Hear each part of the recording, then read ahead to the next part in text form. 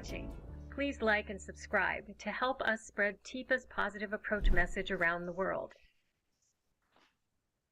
Good evening, everybody. Or if it's morning where you are, good morning. Or if it's somewhere in the middle, well, we're glad you're where you are, but thank you for listening in. So we are going to be doing our problem solving with the PAC team tonight and Ask TIPA Anything. And I know that we've got some questions and I know that we have some problems to solve. I've heard tell that we have some issues.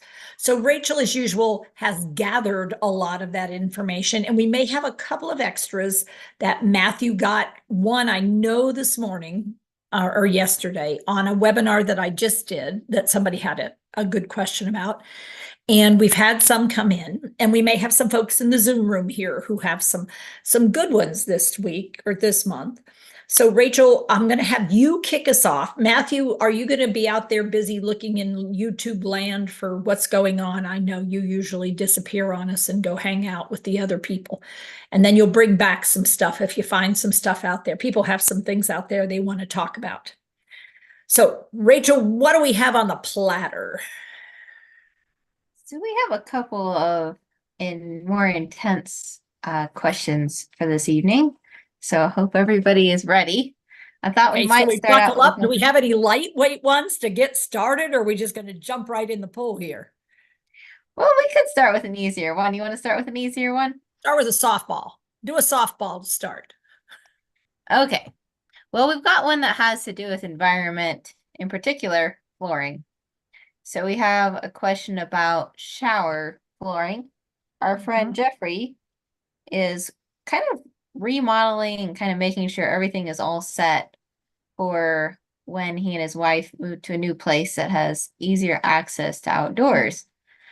So he was looking at the shower, and he wanted to make sure it was easy to walk into and wheelchair accessible, and was looking at the floor. And the floor that was original was kind of dark.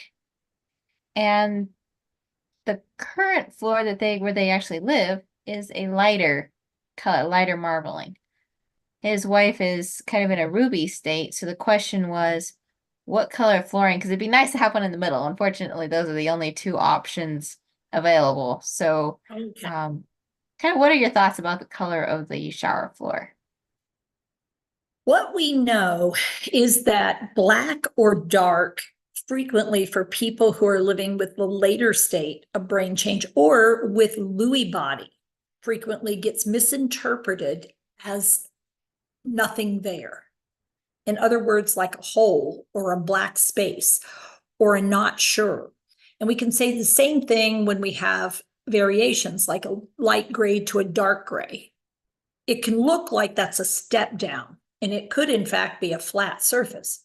So I'm going to show you, we had asked for a totally handicapped accessible bathroom to be put in to snow approach. That's what we asked for. We asked for a handicapped accessible bathroom. We asked for a flat entry with a little raised lip, just a very, very small raised rubber surface, just a ridge, so that if we had a wheelchair, the wheelchair could go in. If we had somebody walking in, they could possibly step over that, so that the water would tend to stay there and to create a pan. Okay, so while we were not physically present, let me see if I can kneel down so you can sort of get a sense. No, we can definitely see it. You should see the eyebrows sort of raise after they lowered in the room. Wow. So I'm showing you the floor inside there, which is, there's nothing wrong with it. It could look like a lot of stuff to get picked up, though. And it's white everywhere. This was not what we thought we were getting. But when we got in the building, it's what we had.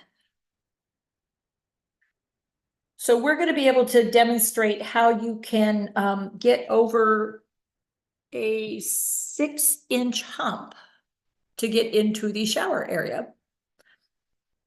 And we will also be able to demonstrate how not to ask somebody to buy you a simple handheld shower device.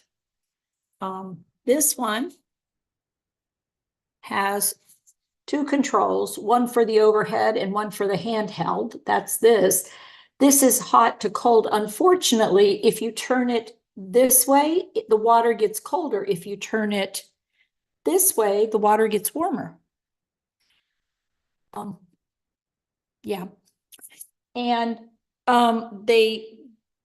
when we told them we didn't really want a head hit you over the head shower water, they capped it off for us. That's just aesthetically nice, I suppose. Very pleasant. And this is how close it is to the wall with the mount. Now, the good part is it does come off. And when we ordered this wand, the problem is some of the other stuff. So the things that we did not get, Jeffrey, that we do recommend a light tower, a tile in the floor. That is recommended rather than the dark. However, what we also recommend is a little bit different, which is a non-slip surface, not a finished tile, but one that has texture. And you might even want to think about getting an added non-slip surface to put in. Because the problem is when we're wet and our feet are wet and we put soap on them, things get a lot slicker. So we do recommend that the grab bars be at diagonals so that when people go to stand up, the grab bar is still available. When the people go to sit down, you can follow the grab bar down to sit. So that's flooring wise. Those are the current recommendations. Now, there are other options available. None of them are have been demonstrated to be hip fracture reducers. So bathroom areas are areas of high risk when we are moving around and the surfaces are fairly slick and the surfaces are fairly shiny and the surfaces bounce sound back. They create a higher risk for distress. They also create a higher risk typically for injury when people do lose their balance. And it's very common for people to lose their balance, unfortunately. Classically, we would want to round the edges and not have any sharp points on edges so that there's nothing to dig into someone should they fall. And have things with lots of space. Now, the good news is our shower room does have lots of space. The bad news, they made the shower stall sort of small, which is we had asked for 4 feet across. And instead they made it 6 feet long. We aren't sure what their measurement problem was. We still aren't sure, but we seem to have had a failure to communicate, as the saying goes from an old famous movie. Cool hand, Luke. We discovered that the other day as we were doing movie quotes. I could have asked, but I was like, I'll just give it to you. So anyway, that's what I know. Anybody else have some thoughts, some background, some experiences with inside shower stall floors or inside shower stalls? I was hoping Jeffrey would dive for the unmute because he's been going to town in the chat, and I really think his lived experience here might say a lot. Yeah. But he's muted and he's not. Oh, is he going to unmute for us? There we go. You want me to speak? No, thank you very much for touching the topic. I thought it might be helpful to people because I just noticed in the current shower I have, when I had it installed 4 years ago, I asked them. I said I want you to put like corrugated ridging in the floor to make it, and he said, "Ooh, if you do that on marble, the water won't drain properly." And I said, okay. So I have just the plastic mats with the rubber suction cups, but that's fine. Except one of them is a little bit darker than the other one. And I always notice when I'm showering my wife, she hesitates to step onto the darker mat than the clear mat. So in the new shower, which will be clear flooring, or cream colored flooring, the shower mats will be all clear. I'm not going to have any dark ones because she hesitates. But no, it was just I was in the throes of having to decide what to put on what to buy on the floor, and I was telling myself, "Ooh, I like the darker stuff."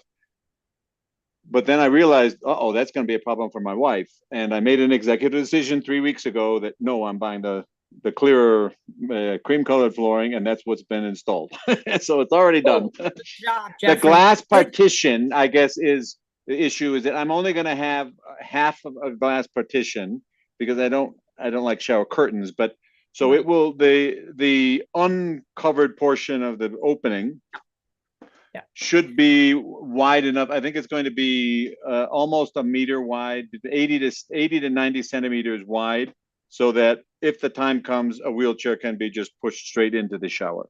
I don't know. Do they make wheelchairs that are shower usable or They not? 'Cause make I don't shower have chairs one. that can be used as wheelchairs. Yes, that can be Yeah, okay.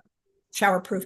But, If you haven't ordered the glass for the half wall yet, get shatterproof like you put in windshields. oh no, I learned that on the current one. Okay. I was the one in the shower who was taking a shower when I put the glass and I hit it a little bit too hard against the wall. It did not have a rubber bumper and it shattered all over me.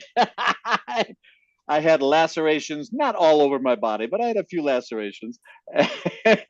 So no, I get It's the not glass. so funny. The glass, It's because well, you're the glass barefoot and everything else. No, in the it's amazing that the glass is not normally made to be. I know. But I tempered glass you with a would think there would be protective. safety glass It would be- forever in the bathroom. Yeah. Yeah. It's tempered glass with a protective film. It doesn't Mhm. prevent it from shattering, but it means if it breaks, it just shatters all inside the film and nothing Inside falls down. itself. Yes. Yeah. Because I did Good. that too. And after I did it the second time, I said, I don't need a door on this shower. I don't need a full one. There you go. So, Yeah, no, there we you go. And for some people for whom there's an anxiety about being viewed by others, what you can do is then on top of that, you can get the frosted adhesive or non-adhesive. You can just put it up. It's like wallpaper that you can put up that adds an element that makes it feel more private, but you can still see the person moving. Now, Jeffrey's support, you'd have to be physically present. But for people who are just nervous about people watching them, if you frost it, then you would still be able to see all the movement of that individual, but the person has a sense of privacy, which is really important that they feel private and it's nobody's looking. But it does allow you to watch for the movement inside and make sure that everything's going okay. Yeah. No, my wife's at that Ruby stage where she is showered every day. She's fortunately she has to receive total assist. She can stand up and hang onto the bars, but she is washed and showered by someone else. So, and she gets along fine with that. So that's a comfortable well, thing. I've been, I read in these support groups of people having trouble with showering, but my wife has a shower every day. You wet her head every day? Part of her routine. Her hair is washed twice a week, but her body is showered, especially all the. Do you ever wet her head in the shower area? I don't do it. No. Yeah. So because when I go to wash her face, I shower her. My job to shower once a week on the weekend when I've got no one. And it's bad enough trying to get her to let me wash her face. I do not try to wash her hair. I let the nurses do that. But the nurses say that it's not too much of a problem. So I don't know. Yeah, one of the tricky parts for some people is they don't like water on their head or face. And so sometimes stay below the neck. And for some people, it works better. For other people, it's the privacy issue. For other people, it's the water issue. For other people, everybody's different. But for sure, if a person is not used to having showers, then going above neck level is a high risk behavior that could turn someone against it. Because there is a sense of overwhelmed and potential of feel like you're being drowned. So people get real nervous around that. No, you're right. My wife is it's difficult to watch her. I tell her to close her eyes and mouth. And then of course, in that Ruby state, she can't always understand and comprehend and follow the instructions. So she doesn't like it if she's opening up her mouth and then I'm getting water into her eyes or something. So obviously, yes. You're going to get fired. Yeah, you're going to get fired from that job. So Beth, you had a little video clip that you were going to share with us of watching this hesitation at a doorway. So when people are not able to do depth perception, it also means I can't tell sometimes whether I'm going to fit through somewhere. And so there'll be hesitation both at changes in flooring, but also in changes in space. And you'll watch people hesitate, and then often a hand will go out to double check my position compared to what it is out there that I'm a little concerned about. So let's see. And I won't even share sound just so you guys can Yeah, see. it's just the visual. Thanks.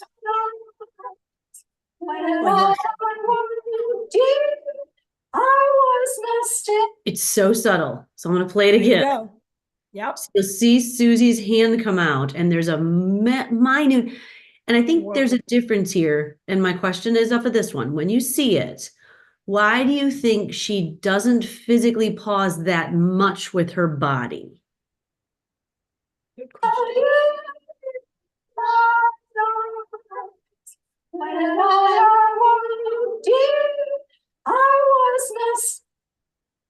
You know, I can almost see. So I've had to learn from my OT friends. So I'm curious what it is you guys noticed about the body. What was it that we were sort of like picking up with her hesitant? And every time I see it, I see something different. So what did you guys notice that either Tipa or Susie did? She seemed to her and Tipa were kind of touching. Tipa was supporting her when you're going through the door. So she's kind of leaning on her a little bit ish. Yeah. And it looked to me like the hand or the side of her body that was towards the door, it was almost like she saw or didn't see something, like there was something that almost startled her, and she was like, she kind of put her hand up like, what is going on? Yes, right there with the hand. Yeah, I wonder even if that's, I mean, I see how the two things I saw differently this time is based on what you're saying. It's almost like a starfish reaction. So there's something, it's a startle reflex, but it's so subtle that if I didn't know about reflexes, then I wouldn't even know that this was a startle, because as I walk through the doorway, sometimes I will reach out for balance. And that's sometimes very, very executive control center, very cerebellar, probably more cerebellum. But as I get older, I get a little smarter about my speed and my gait and my hand holds. But this one seems a little bit more automatic movement sort of thing. And yeah. Watch how I come through the door.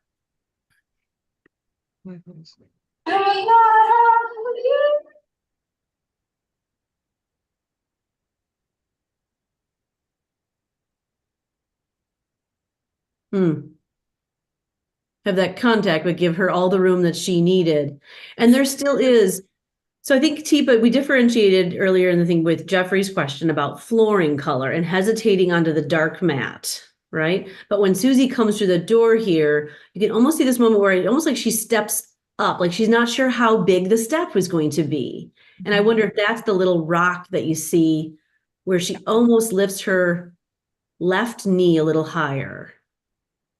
1, 2, 3, 4. There's that shuffle step and then step. Yeah. Like so, there's a barrier. Yeah. And there isn't. So Beth, forward it to the word the very end when we leave the bathroom, because you'll also see a similar kind of phenomena getting close when we leave. There you go. Good. So again, we're going out and we get to the door. Okay. There's that depth perception. She's searching for the handle. Doesn't know if it's a push or a pull. Oh, how do I back up? I can go around it.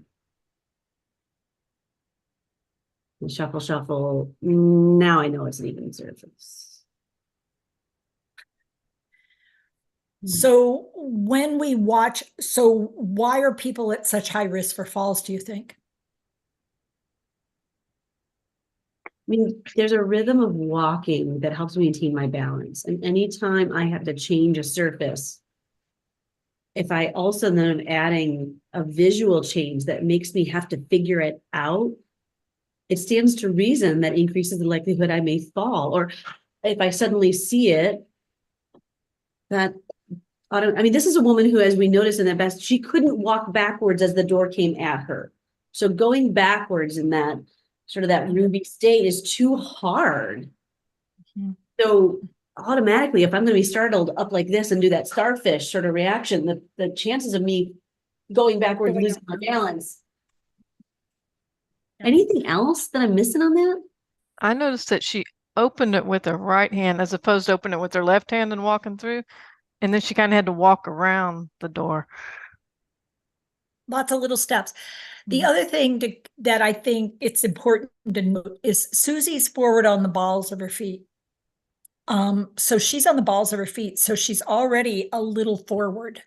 And so it doesn't take much when you're on the balls of your feet. Your heels are not actually down. So her heels won't go actually down because she's more using the front of her foot than the back of her foot.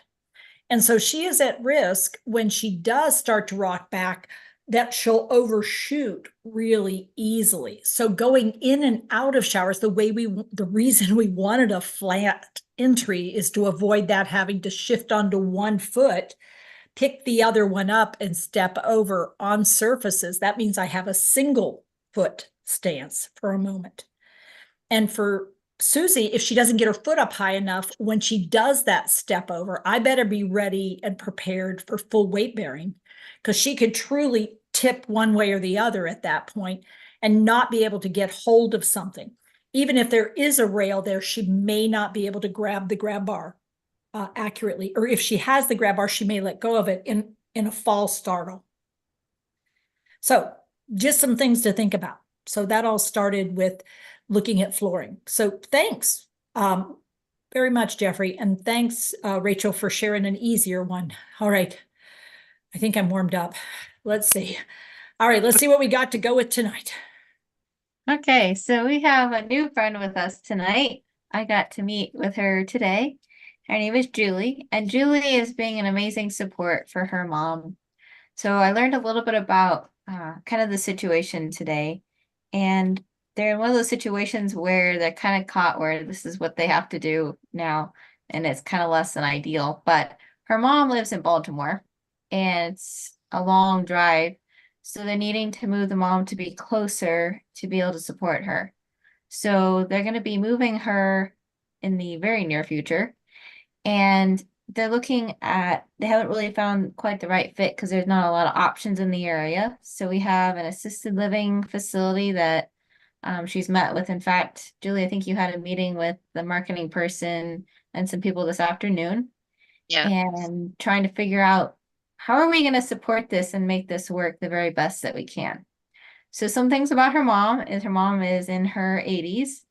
And she's always been kind of an interesting character. She's an extrovert. She loves people. She's been very cultured.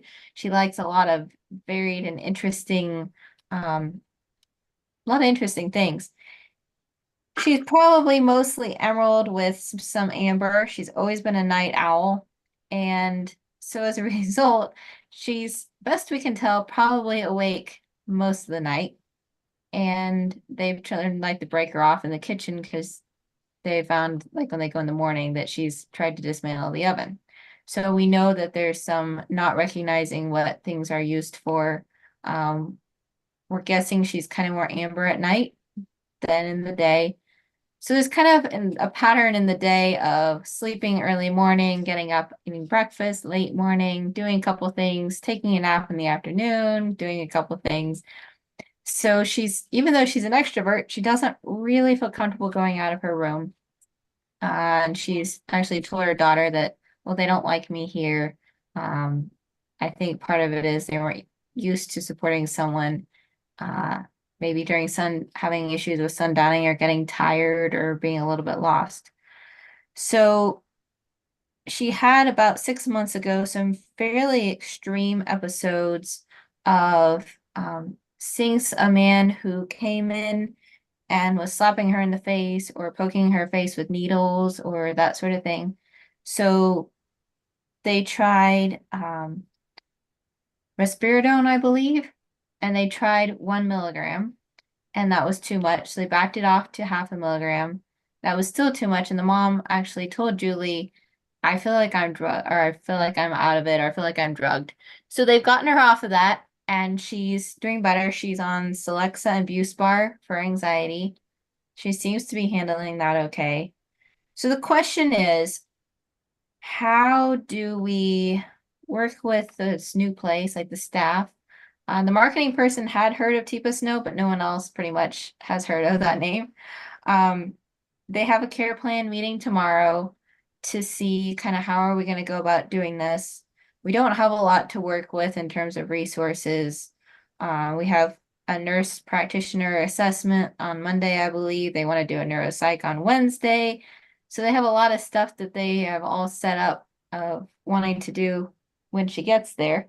They've done a assessment kind of over the phone, kind of virtual. Today they found out that, oh, she has Alzheimer's. We thought it was cognitive impairment.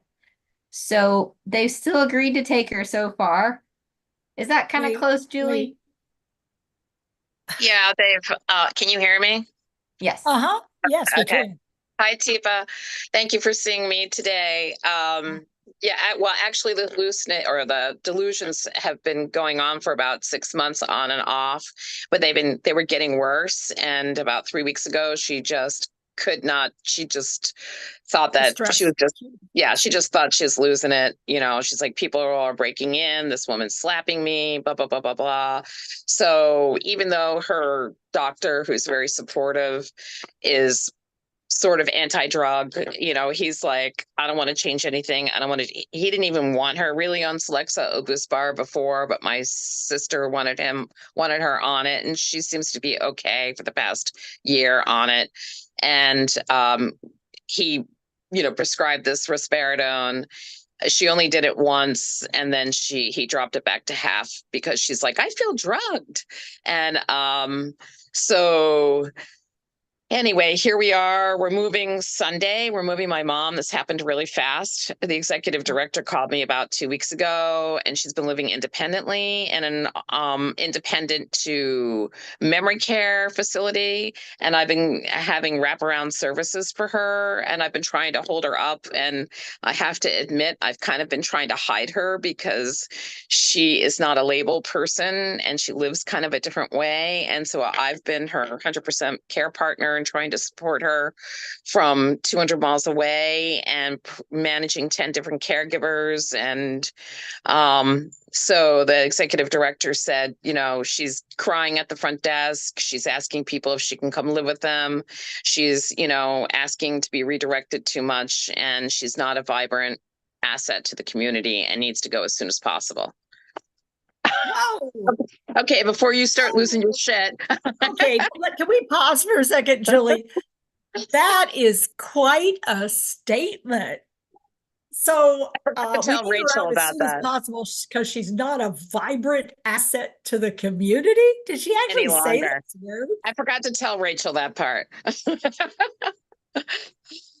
think my jaw's unhinged. I am so appalled that someone would say that to someone who loves someone.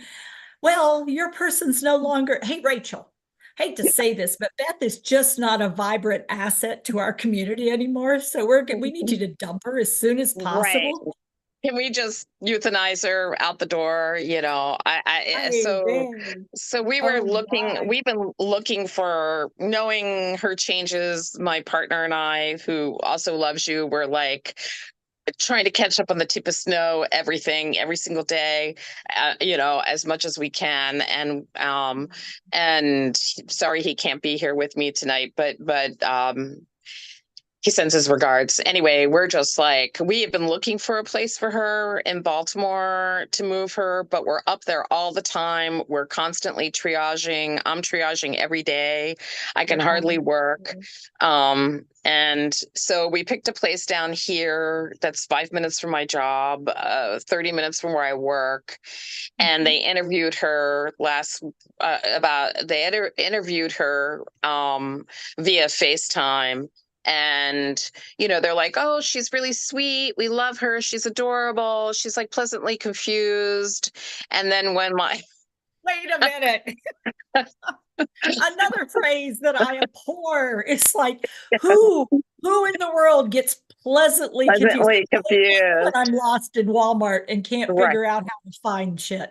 That Right. just pleases the shit out of me. I am Besides such that so fact, she's not pleasantly pleasantly confused at 8 or 8:30 in the evening, and they're not going to think so Right. either. Right. And so we're trying to figure out. So they accepted her, they took our money, you know, they had her doctor fill out the forms, and today they get the forms, you know, like the left hand. I was telling Rachel, like all the magic of the, you know, you got the magic of the marketing director, and then you have the reality of the staff. And I met with the staff a couple days ago. I've been there several times, and I was trying to talk to them about like what kind of care they were going to have for my mom. I mean, just like the staff, basics. Yeah. and They're they hands-on people. they all like saw me, and they, three of them, it was like the posse, and they like literally left me and walked to the elevator. I'm like, so, you know, you guys are gonna like be helping my mom do, you know, her hair and like a little bit of makeup, and she's kind of bougie, and I was being funny about it, and they literally like got up and walked away and went to the elevator, which I didn't get a chance to tell Rachel that part. So today today the doctor sends the information about her care, and it says Alzheimer's disease, and they freak out. And they're like, oh, we just read his summary like the other day from, you know, May 10th, and it said cognitive impairment. I'm like, well, you interviewed her, like, what do you think, you know? And I hate to use like any cuss words, but you know what, you know, WTF. And they're like, we're not really sure about your mom now. And I'm like, okay, I've got like 20 guys lined up for Sunday. I've like reorchestrated this whole thing in a week and a half to move my mom down here. And I've asked them 3 or 4 Got times. my money, and you have my money. And you have And my you money, is what I said. And you agreed to take her. right. And she passed. And what we said about the memory unit, thank you, Beth, but what we said about the memory unit is, so they don't have anything available in memory care. And she's in between assisted and memory right now. And so what we said, which they said was, we'll take her in assisted living, we'll give her a higher level of care, and then we will. Wait, by the way, that will be a few more thousand a month. Right, a few more, $2,075 a month. And they lowballed it when they interviewed her. They're like, oh, we have really good news. Your mom came in at a level 3. They won't share with me what that point system is of what that level 3 is, which is based on a BIMS and I don't know what. And so I'm like, I'm telling you, you like lowballed my mom. She has UTIs. She's going to need a shower 3 times a week. Oh, you know, and then I said, you know, I really need to meet with you so we can get her care plan in place, because she's moving on Monday. She's moving down on Sunday. I already have to put her in a hotel room with a caregiver because I'm not equipped to have her at my house because we don't have the room. Well, we just don't have the situation that she would be safe. And so, you know, like, what are we going to do? And I've spoken to the RN several times, and, you know, it's just like, don't worry about it. We'll see her on Monday when she checks in. And I'm like, no, we need to have a care plan in place for her. So they're freaking out. I'm freaking out. And I did call the marketing person later today. I'm like, you know, I've got 20 people in line. You just need to tell me, are we in or are we out? Because I know we're moving somewhere on Sunday, because I've already given my termination notice. We have people lined up. And I don't think the BIM score is not a 3. It was like a level of care. It's an in-house level of care.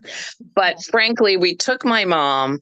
I mean, I took her to her neurologist on Thursday, and she did the mini mental, and she's always been a test failure anyway. She's never tested really good. She's always been like, oh, I'm just going to mess with you because you're asking me these questions that I don't really know the answers to.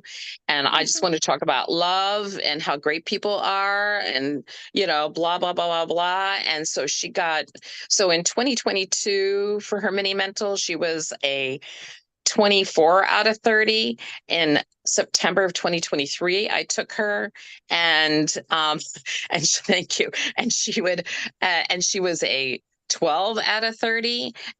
And last week she was a 9.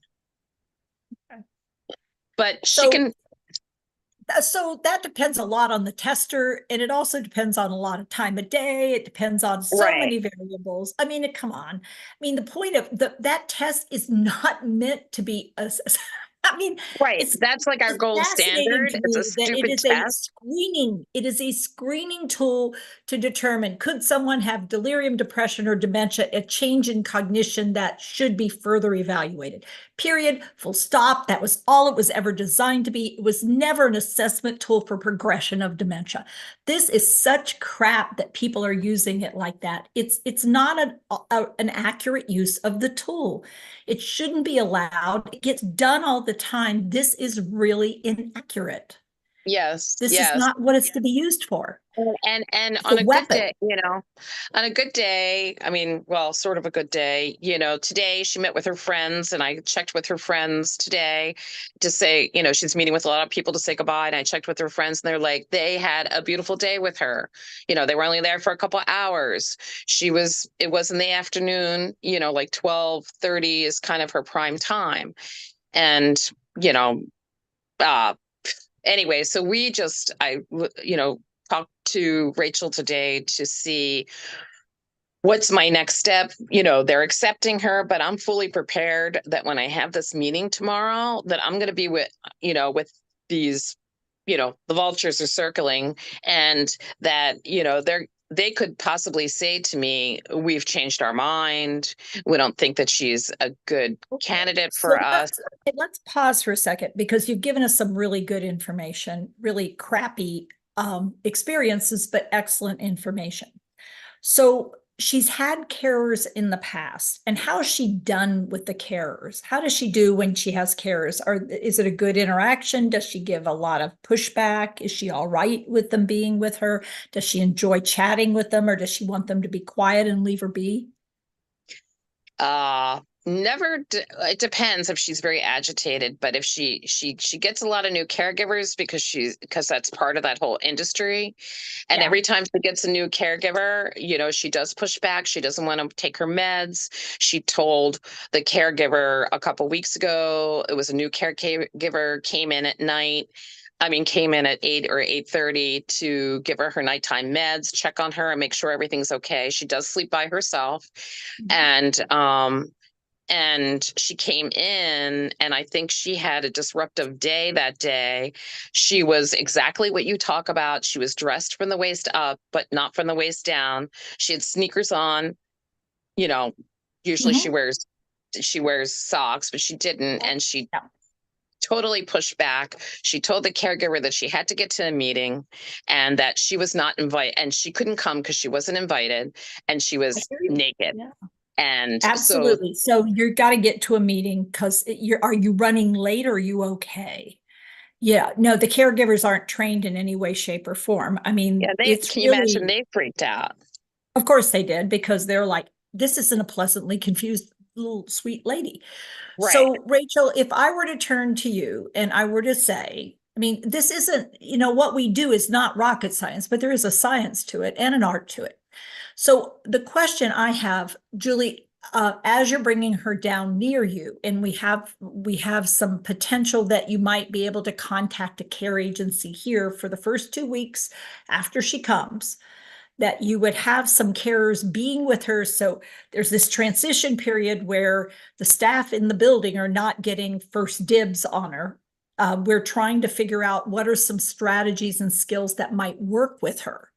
Could we, is the carers that you bring in, could they spend 15 minutes on a call learning some strategies before they start trying to do things with her? Like, you pay for their time to be there, but they're online with a mentor for 15 minutes learning some strategies to do something. So Rachel, I need to get to a meeting, and you can't come, because you have no business coming to my meeting. You are not invited. I shouldn't be in your meeting, and I wasn't invited, and you were busy, and I interrupted you. And I've got to get going. You got to get going. Yes. Hey, Teepa. Yeah. Teepa, you teach? Yes, I teach. You teach. Yeah. Can I ask you something? Sure, but hurry up. I will. They had those really nice those slacks, and I'm thinking they would really they like professional. The slacks professional The pants. for the the meeting, dress. you mean? Can we Well, try that? Oh dear. Okay. Well, yes, get the ones that I have because I Okay, need it's right those. over I here. Can I don't. go right over here? Yeah, get them. I can't Okay, go like it's this. these Why right didn't you here. say Here you something go. before? You're such a stupid squit. I'm so sorry. I No, shouldn't have you're done that. okay. Here, move out of the way. I need to sit down and put them on. Yeah, I you're mean, busy. yeah, Well, good job, actually, Rachel. Thank you. and actually, that's what I said to Rachel today. I said, had I been there, I would have been like, hey, mom, let's try on a different outfit. I think you need to look a little spiffier because she's a total fashionista. And, what about this jewelry with it? But these gals don't know. And the problem down here is that I live in a very rural area and I don't have a lot of access. And number one, to extra care. Number two, sadly, my mom is diminishing in funds. And so so I was telling Rachel that my mom has a small short-term policy that is only good for 180 days, and I could use it for ADLs as a transition. But then on the other hand, I'm like, then I'm just like giving these gals, the staff, like, oh, okay, well, we don't have to deal with Lori. It's my mom's name. And, so, oh, she's just going to take care of it. And that's kind of what I've been doing in Baltimore. Because even though we've had the 10 trick for you, I mean, and Julie, this is a trick, is you have people saying, yeah, we'll take her. They have no care plan and they don't mind that they don't have a care plan. They'll create one, quote unquote. The kind of care plan they'll tend to create won't be one benefiting your mom because by the time they're figuring it out, they will have established negative relationships with her. Right. Because they'll push the boundaries too much. So trying to figure out how to try to have this entry into this system be less confrontational for your mom, therefore she doesn't feel compelled to fight back, because what's happening is they don't really appear to be thinking about your mom as now a coherent, thoughtful woman. They've got her labeled as, oh, she's real involved, because of that one word, Alzheimer's. Right. And a score on a test that doesn't mean squat social interaction wise. It's simply a test of cognitive abilities. But I mean, if we get that she needs support, I mean, that's why she's in quote unquote assisted living. She's not in independent living. There's a reason for that. She can't be independent. So the tricky part is, okay, who could you work with to try to get some support? And Beth's suggestion, Beth, go ahead with your idea of maybe whether she might qualify for. Well, I just saw somebody like is from Baltimore, and my mom is with Tribute. I'm on my little phone here, so I can't like type at the same time, so I apologize. But my mom is with Tribute Home Care, and they've been pretty good, but there isn't Tribute down here. There's a company called Beata that I could use that ADL thing, for in the morning, but it's a minimum of 5 hours. And I was talking to Rachel. Really, should we do it for 5 hours? I mean, my mom has $364 a day that she can use towards this. It has to be ADLs for them to pay for it.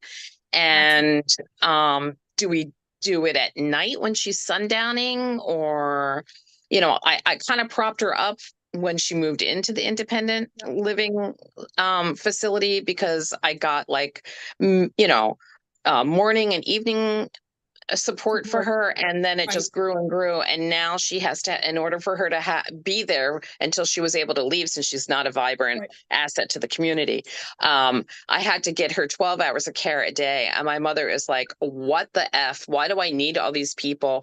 Why do I need to be redirected? Why do I have to have these hanger honors? I mean, legit. So mean, legit concern on her part because she is social. She's a very social kind of creature when she's social, and she'll be social at her own rate. I mean, she's not going to be social with everybody and anybody.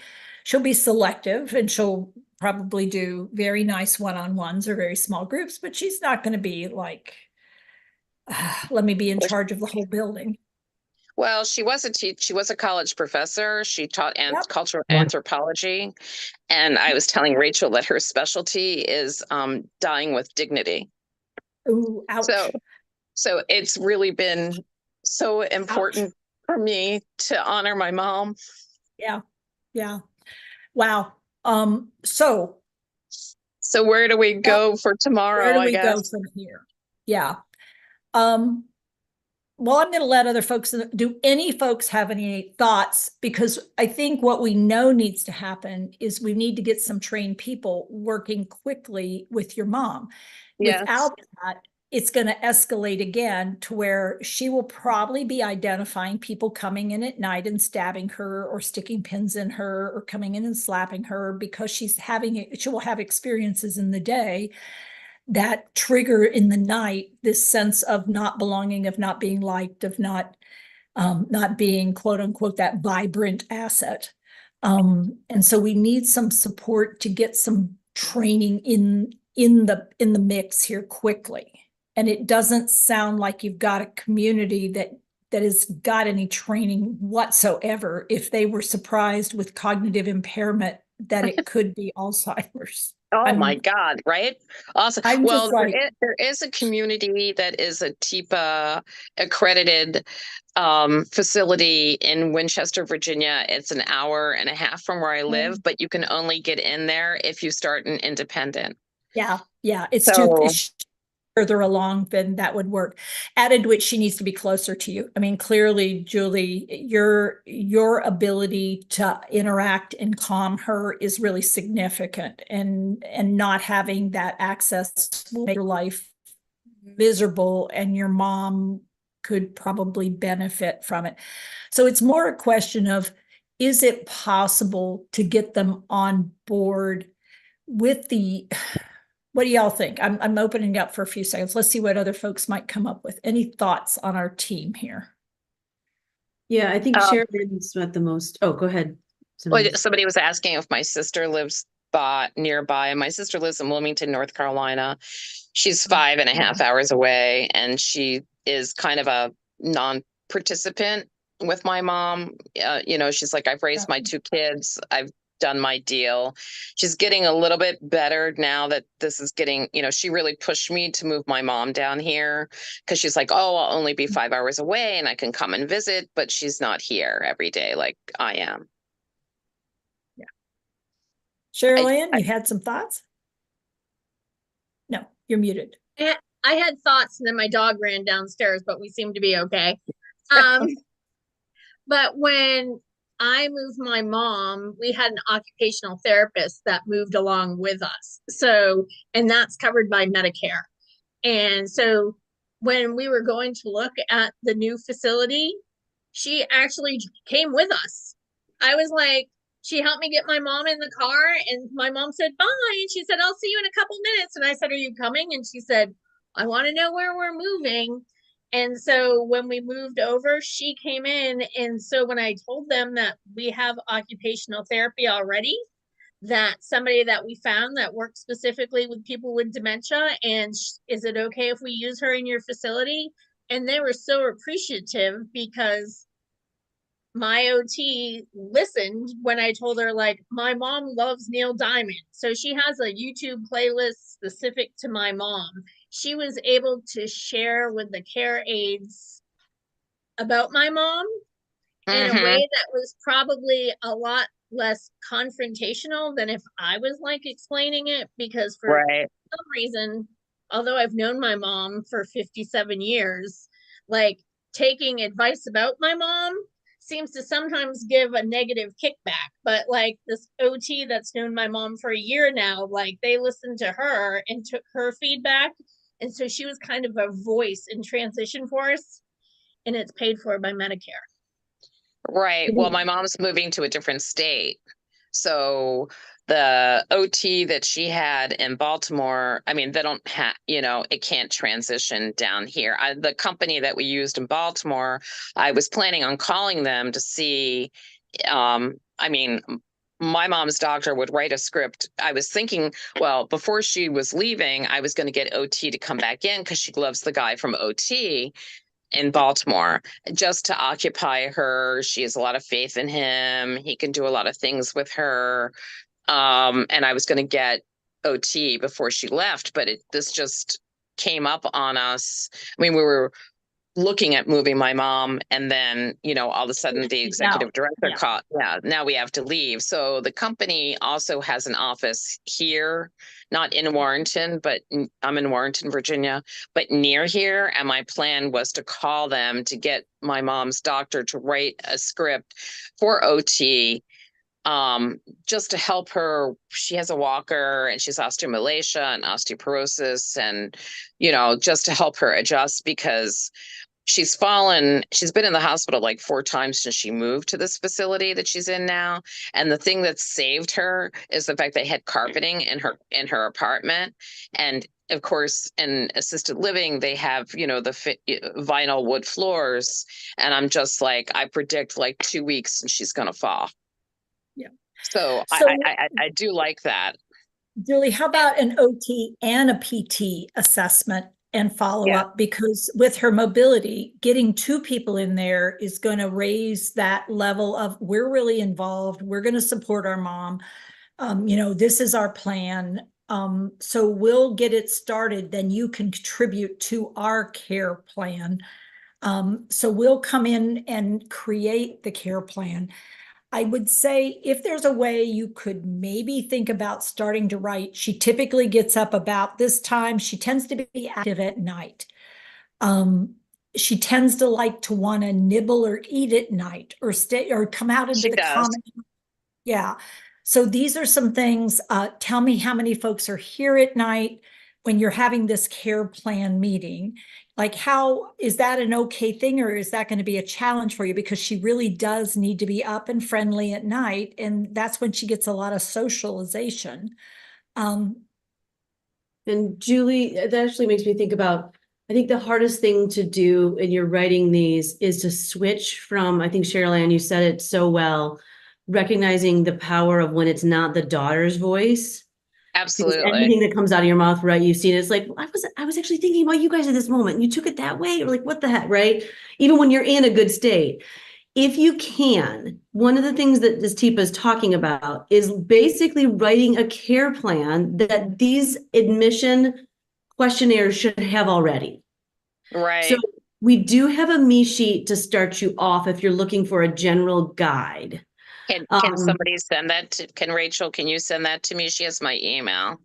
Funny, we were just talking about that today.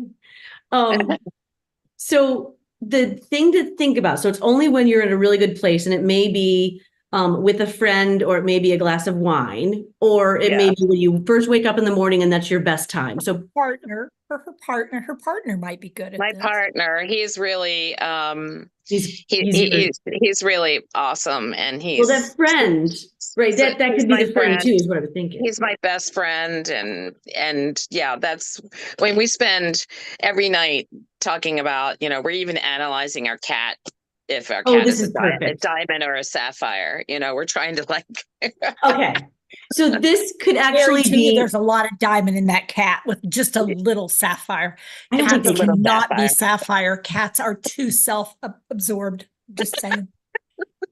This is the role where you figure out who actually can be the sapphire for the staff. So when you are writing that list of things, what's the favorite drink when mom likes to get up in the morning? Does she like to be in bed for another 10 minutes? Is she a snooze button person, in other words, or is she an up and atom? Those sorts of things we've got listed on the me sheet. But thinking about it, who are you communicating to? Whose needs are you trying to meet? And the honest reality is that we're all trying to meet the person living with dementia. But if you're trying to win friends and influence people, so to speak, if you can literally have the other person, your job is to be there for your mom. if your partner can be the one to say, okay, how can I write what she's saying, but it makes it sound like it's the benefit for the staff. Right. Benefit for the, of course, benefit for the, I have my own business. I had like plenty of people working for me, and it was always to benefit them. You're like, okay, how can I think about, yeah, you got it. But, and I think that's that dual role of what we're trying to do when we are the advocate for someone, is that our job is to literally be that go-between. And sometimes we've got to have that, as you clearly do, those moments you're like, okay, whose needs am I trying to meet here? Because I need to get my mom's needs met. And in the meantime, I've got to appease other people. And that's really hard to do all the time. So having that partner, if you could literally just allow yourself just the wonderful moment to just be thinking about what your mom would need to be successful, reasonable stuff. Yeah, that's what we keep on asking. I mean, we are in coaching with a PAC member, and that was one of that is one of our questions was, how can we meet our meet the needs for my mom to have this be successful, but how can we also meet the needs for the staff to be successful? Yeah. That's just beautiful. Yeah. I mean, you guys are doing great work. So let us see what we can do to help a little bit. And I think the OT-PT mix is going to be really vital. And I think our larger voice that we're really opening up and saying more loudly is, this is not okay. What is going on is no longer okay. This is not care. This is neglect or it's abuse, but it's not care. And we need to quit saying just because you have a building and you have beds, you do not have the skill to be a memory care community. You've got to start developing some skill sets in your staff and in your leadership, or you shouldn't be allowed to say this anymore. It's inaccurate and it's false advertising. And we're getting pretty vocal about this is not okay. I mean, it's happening left, right, and down the middle. I mean, I dealt with this on an unrelated subject with my husband. My husband passed away in 2015 of metastatic bone cancer. And I was his advocate, and I was joking with Rachel, and, I had him stay home with me, and I took care of him and worked and held a couple jobs, and, I would get all the time, are you a medical professional? You ask too many questions. And I was telling Rachel, I said to her today, I said, when they would say that to me, I would say, no, but I play one on TV. But yeah, I'm not a medical provider either. I'm not a medical physician, but I do a lot of work around the field. So we'll be in more communication, Julie. I'd say yes, if there's a way they can open the door and say, yes, we'll give it an evaluation time. And then you do this work tomorrow. You get up with who can we get that could be an OT and a PT that has some has some dementia experience down in where you are in Morganton area. Rachel was mentioning Missy Harden. So I don't, if somebody could reach out or provide me with the information. Yeah, you guys are too far over. We'll also take a look through our files. We also have some folks, Annette, who used to work with the Alzheimer's Association in your part of Virginia, is now got an independent group going, and we've done some training with them. So we'll look up Annette. What's Annette's? I have to think of her last name, but I'll figure it out. And we did some work with those guys. We'll see what we can figure out to offer some more sort of local kinds of PAC support. But in the meantime, I should go ahead and get my mom's doctor to go ahead and write a script for OT and PT ASAP for down here. Yes, please. Yes. And then I can go ahead and reach out to the Beata people.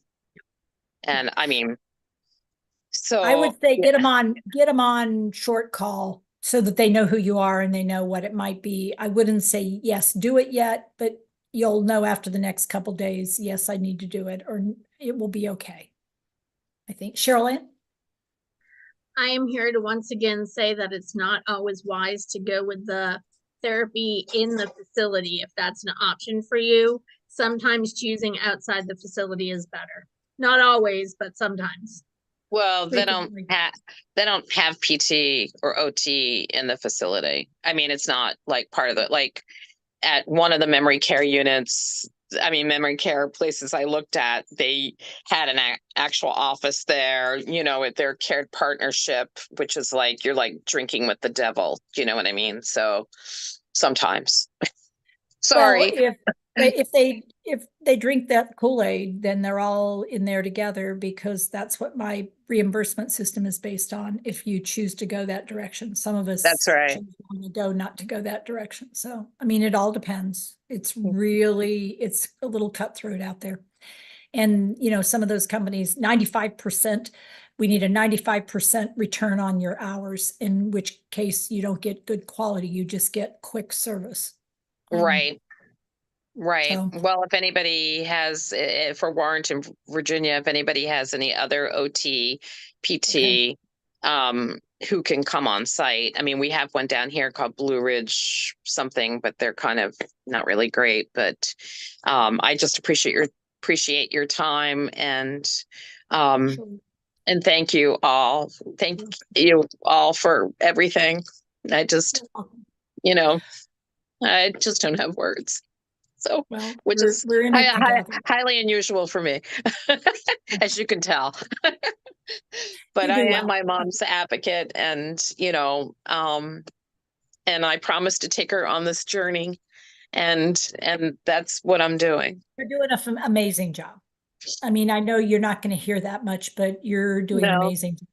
I mean, you Thank are. you. But it's also the support of you, Tipa, and you know, we spend our Saturdays in bed watching YouTube, watching all your videos instead of. You need to get your real life. That's unfortunate. Get you off that Well, we TV feel like we have to catch up because we just found you like in March of this year, and I've been doing this for 2 years for my mom, so it's a long time. It is a long time to be alone and to feel Yeah. alone. So I'm glad Yeah. you found us. Well, too. Julie, to lighten the mood, you can get a little giggle. If you watch enough of the YouTube, you can watch all of us gain weight or get gray,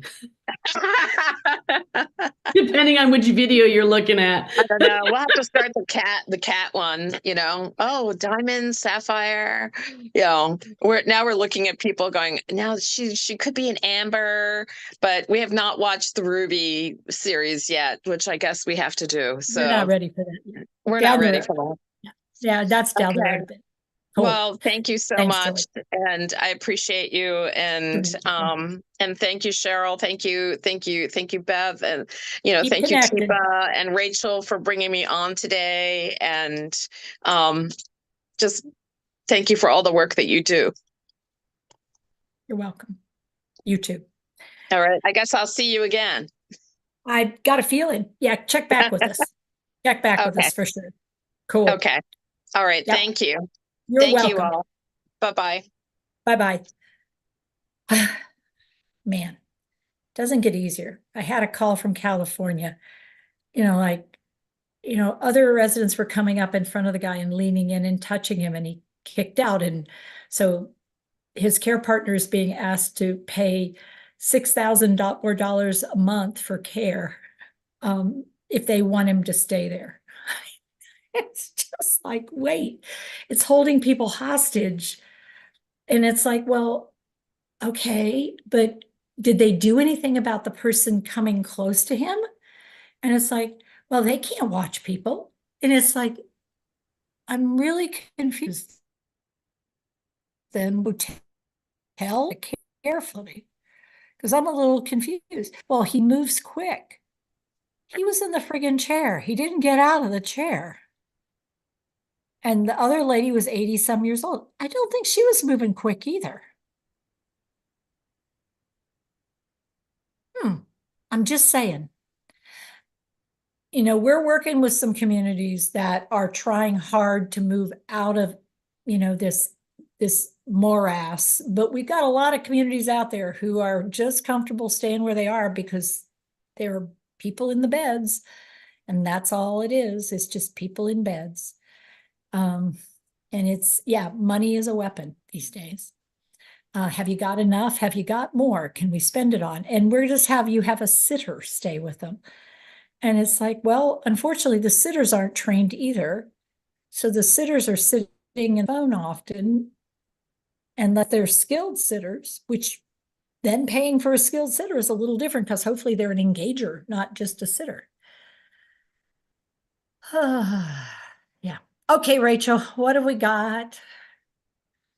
Okay, so Other couple good news. I questions. can tell you've got other good news for us. Well, this was not quite as bad, so you get a break from that, at least that topic. Okay. So, this question has to do with someone who's spending hours on the toilet.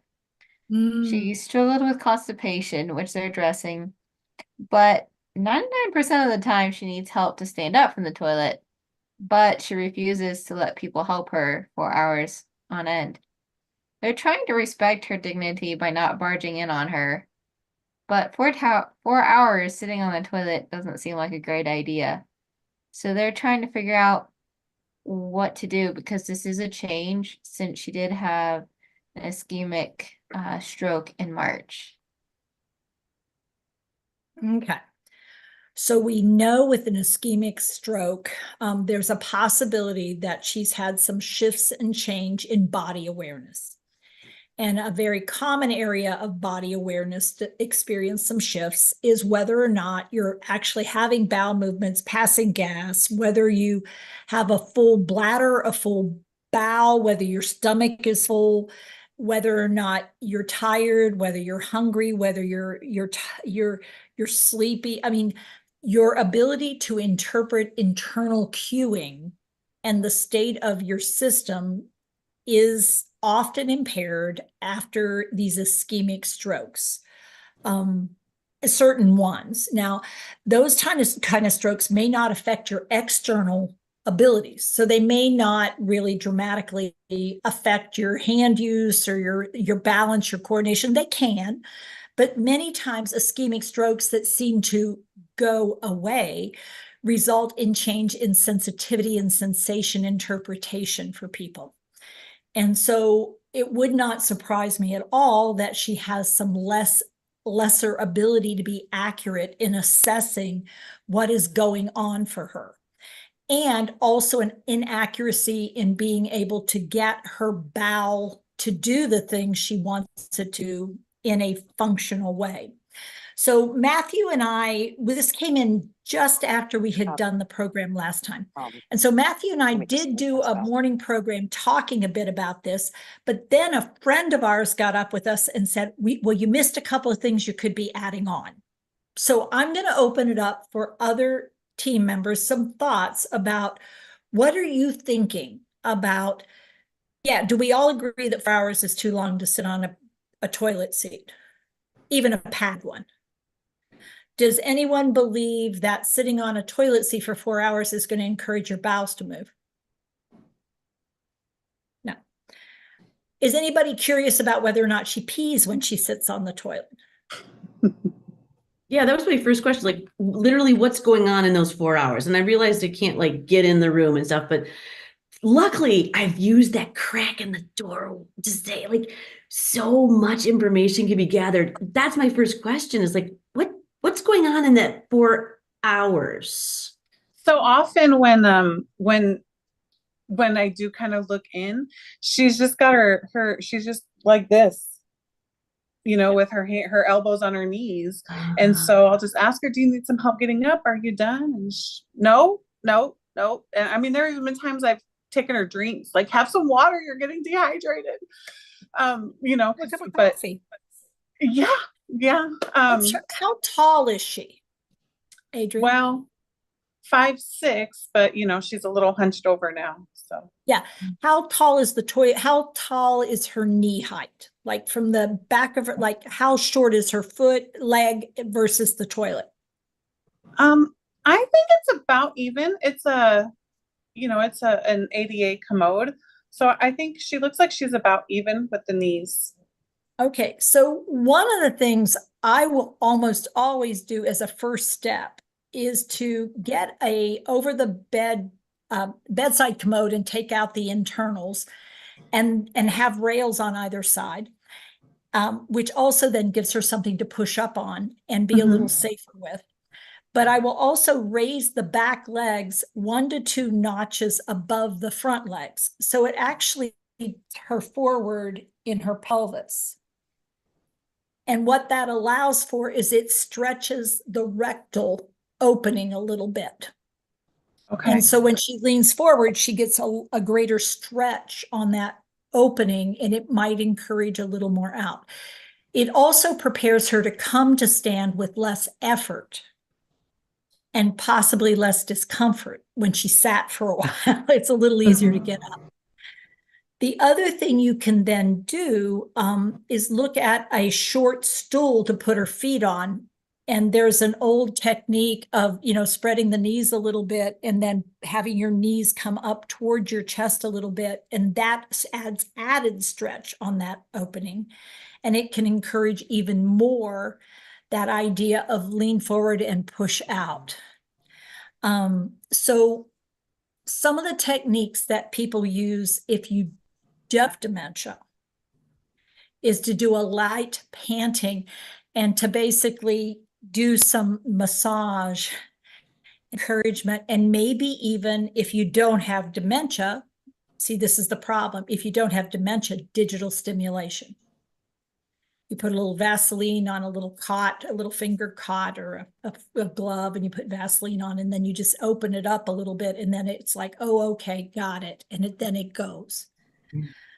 The challenge with somebody with dementia is there's no way she's having that happen, unless, she's really committed to, I can't get it to come out. I can't get it to come out. I can't get it to come out.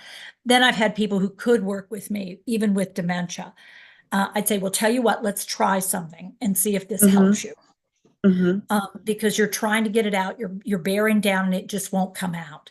Tell you what, let's get a little Vaseline on and I'm going to help. You lean forward. I'm going to touch, and then I'm going to see what happens, and you see if that will help.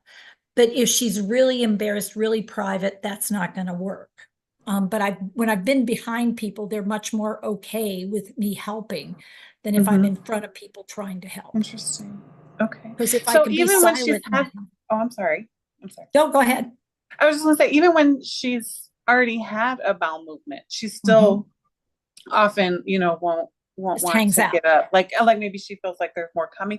I think that's part of our question is she actually there because she thinks she's still going to the bathroom or that she still needs to, or is she there because she wants some privacy, or is she there because she can't get up and forgets she can't get up and then she starts the whole process over again? I mean, we've had the commode back up because she keeps putting more toilet paper down there. Paper down. Yeah. And so, does she like wiping herself? Does it seem that she does a lot of wiping of herself while she's sitting? Yes. And I think I thought it was because she's preparing to get up. Like, okay, I'm done. I'll wipe myself. But then she can't get up, and then she's back. Here I go. Starting over again. My guess. So if that is the case, then my raising the back to the back of the seat by 2 inches or 2 clicks or even 1 click can make a huge difference in her getting up, because she doesn't have to come up as a full fulcrum. It's actually already slightly elevated, and it might make it a whole lot easier. And the rails there will give her that support. So that's to get it to come out if you're having that problem. What I do, though, is put people on the seat at a slight diagonal, and it keeps their weight on their feet, but it also makes it so much easier for them to stand up once they're seated. So how do you put them on a seat at a diagonal? The seat is a diagonal. Oh, the seat itself. Yeah, you just raise the back leg of the bed 2 clicks or 1 click even. Oh, okay. The front. And so it gets you to actually be unfolded a little bit, but when you then go to stand up, it makes it easier. Okay. You don't have to bring your hips up over your knees. See if that can. So we've all heard of the squatty potty, right? So Teepa's talking about the same releasing when they show that fun little unicorn and the little diagram that there's some reality to that. The difference is, do we want to stick a stool in front of a toilet with somebody that's got mobility issues and they're sitting on the toilet a long time and then they have to step off of a stool? So I'm not thinking the squatty potty is a good idea. The positioning of the hips and that forward that Tipa is demonstrating is the key feature. So what she's talking about is rather than doing, and this is my question, I want to make sure, because I'm not an OT and I'm checking with my OT. So as a non-OT, what I'm hearing is it's functionally doing the same thing as the squatty potty, but the tilted back of the toilet seat does the same functionality. So she bends forward and gets in that same Bends position. forward. Yeah. Okay, I'll see if I can Well, find but it. it also raises her hips, which makes it so much easier for her to stand. And with the rails on either side, it adds stability. So she is more likely to be able to come up on her own. And then one of the things that I'd ask, oh, Adrian, I hate to bother you. I really do, but I need your help. Mm-hmm. Come here. I need to show you something.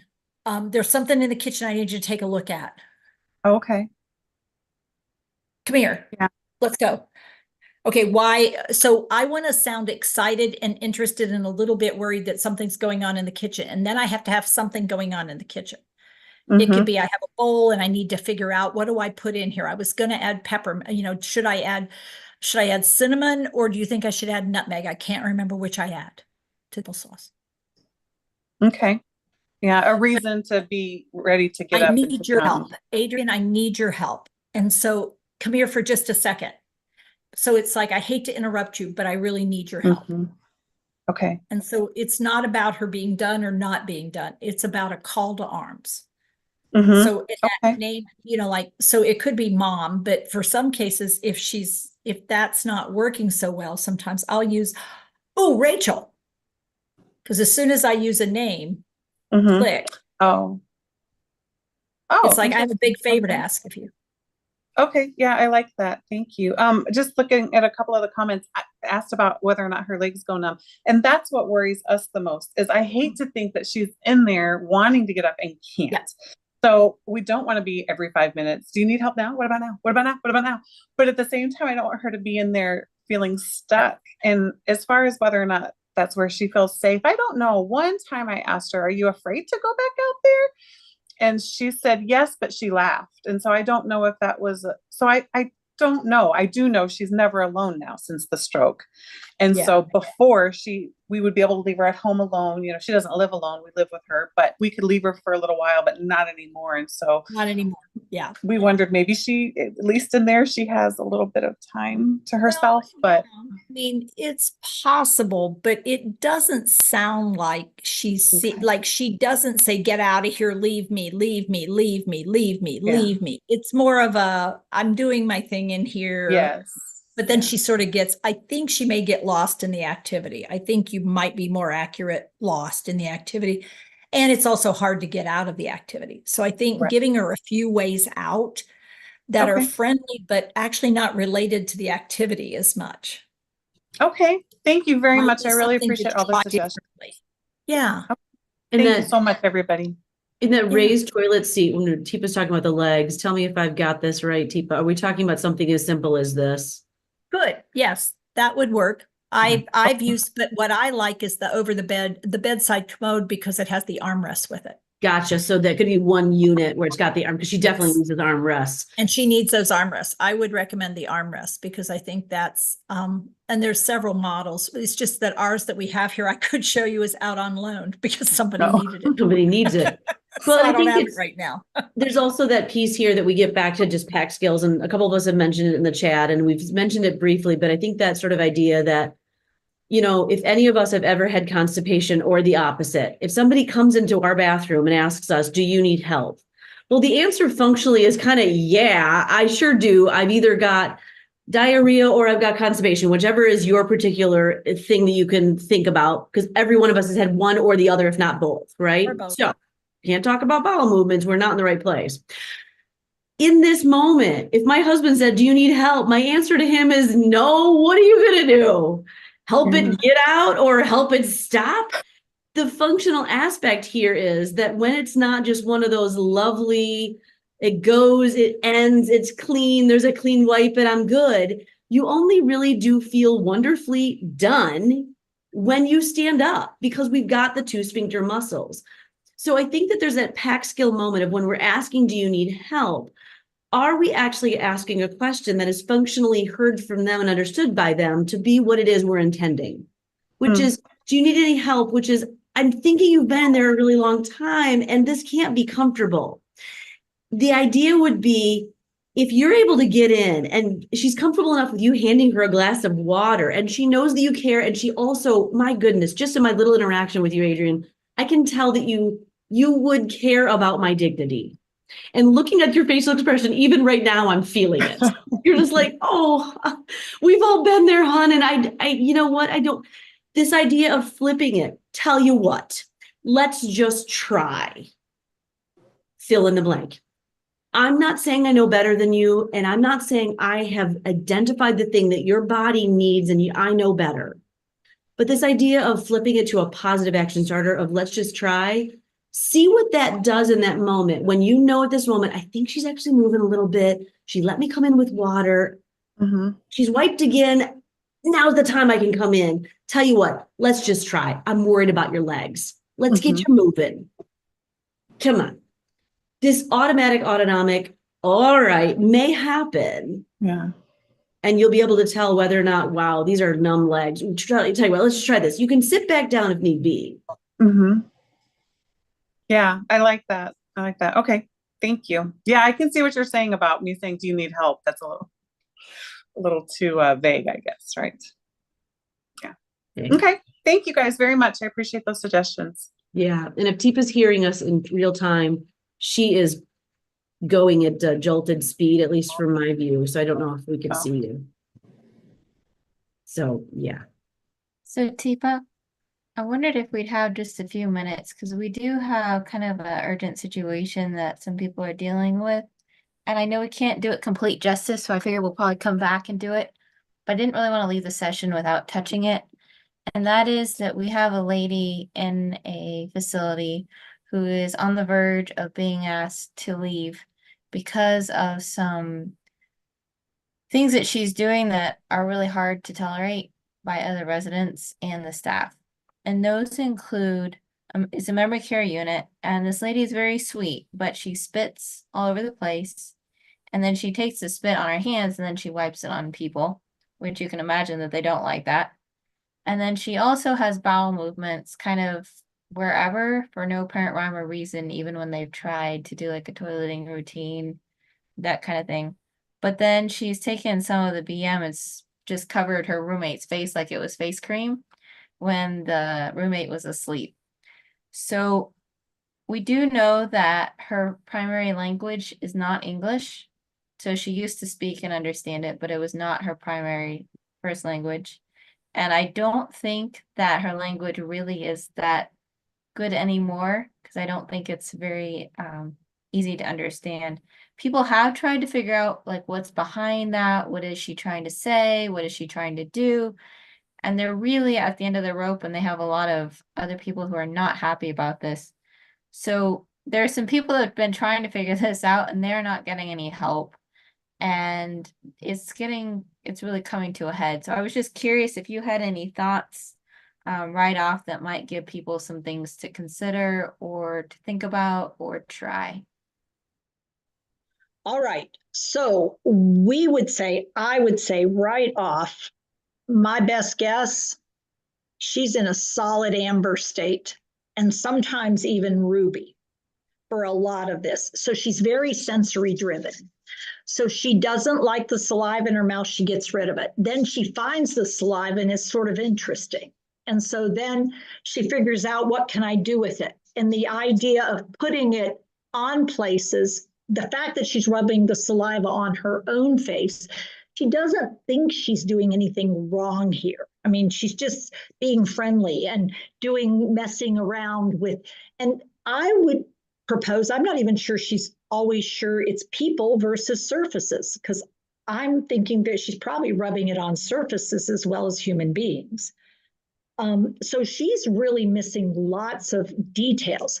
So my question is, what is it that she is being encouraged to do with sensory experiences? What is available to her, and how well are people really providing her with some other sensory opportunities?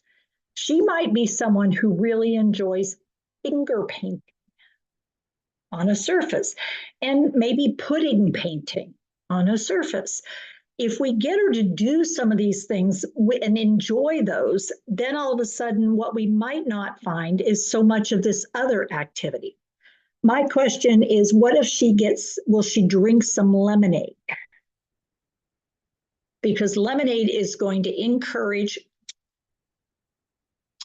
getting rid of some of the saliva. Is she on anything that would be causing some thickening of the mucus, which could be milk or milk-like products? Is she got enough saliva? Is it really thin? And is she getting lots of fluids like water to wash down? Rather than worrying about what she's doing with her saliva, encouraging her swallowing with fluids, like increasing the fluid intake with the food intake, so that when we have the fluids, not just water, flavored water that has some flavoring to it, so that it's going to encourage more of a swallow. The water, does she spit water versus does she spit just her saliva, which means when the saliva gathers, she has too much of it. So the other question would be, is this a case where she is producing excessive saliva and is not able to manage it? Or is it a typical amount of saliva and we just need to get her into the pattern of give her a straw, have her suck and swallow. Give her a straw, have her suck and swallow. Give her a straw, have her, so that what ends up happening is it is going to be okay. So when we're doing things with the hands, can we use things that she can play with, she can put in her mouth, she can eat, she can do things with them? And are we making sure that she's getting to the bathroom with some guidance and getting cleaned up after a bowel movement? Or are we waiting for this thing to happen and she then starts trying to figure out what it is and find it? And when is she going to the bathroom? How often is she having bowel movements? So I think we might need a little more data. What I would say is I know they don't like this thing.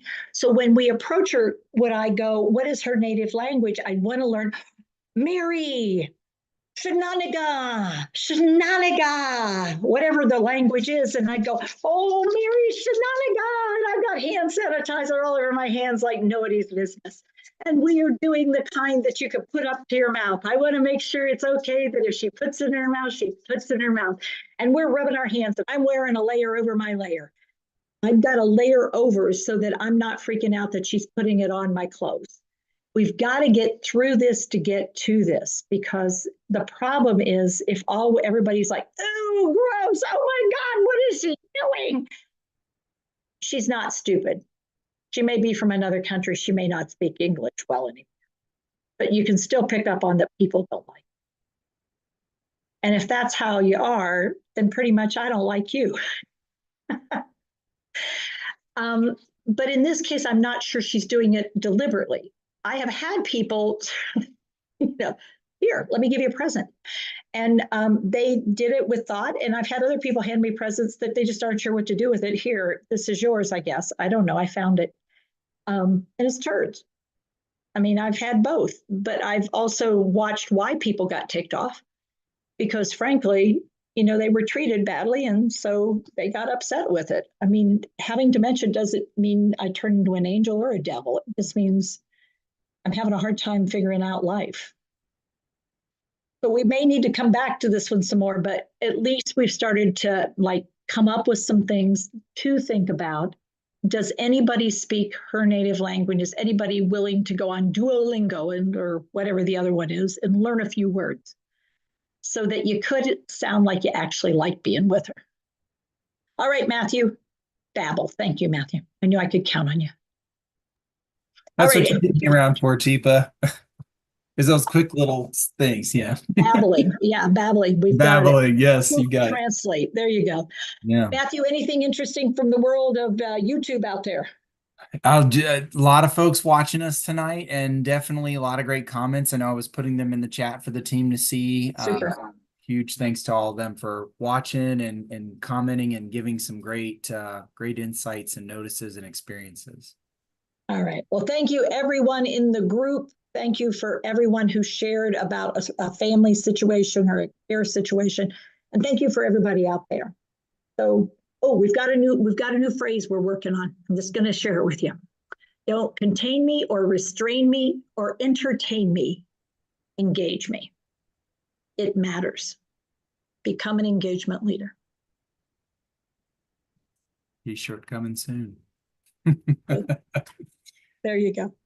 Take care, everybody. Thank you very much. Thank you, everyone. Thank you, Adrian, for coming. I'll get your name.